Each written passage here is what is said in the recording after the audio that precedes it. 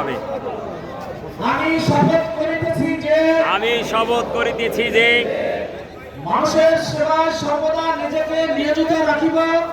সেবায় সর্বদা নিজেকে নিয়োজিত রাখিব। দেশের প্রতি অনুগত থাকিব। দেশের একতা ও সংহতি বজায় রাখিবার জন্য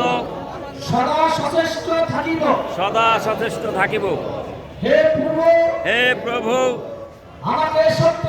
আমাকে শক্তি দিন, আমি যেন